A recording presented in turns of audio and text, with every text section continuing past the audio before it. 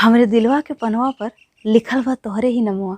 हमरे दिलवा के पनवा पर लिखल बा तोहरे ही नमवा। तोहसे पहिले हमार निकले परनवा। तोहसे पहिले हमार निकले परनवा। अगर रह गइल हमन का प्यार अधूरा, अगर रह गइल हमन का प्यार अधूरा, तोहरे कहती हम हर बार लेव जनमवा। तोहरे खातिर हम हर बार लेव जनमवा। हम चाहिला जतना तुम्हें उतना केहू नहीं चाही। हम चाहिला जतना तुम्हें उतना केहू नहीं चाही।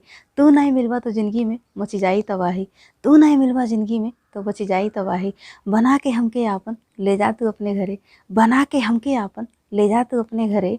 नाही तो आके बन जा घर जमाई। नाही तो आके बन जा घर जमाई। तोहरे बिना हमार सुरहो सिंगार अधूरा बा। तोहरे बिना हमार सुरहो सिंगार अधूरा बा। तोहसे ही हमरे अखिया का हर सपनवा पूरा बा। तोहसे ही हमरे अखिया का हर सपनवा पूरा बा। हर जन्म में हमू तुहू एक दूसरे के मिलल जाए। हर जन्म में हमू तुहू एक दूसरे से मिलल जाए। इहे हमरे दिल का एगो निहोरा बा। इहे हमरे दिल का एगो निहोरा बा। तोहसे प्यार कइले के हमके भइल बा बीमारी। तोहसे प्यार कइले के हमके भइल बा बीमारी। तोहरे बिना हमरे जिंदगी के केहू न तारी।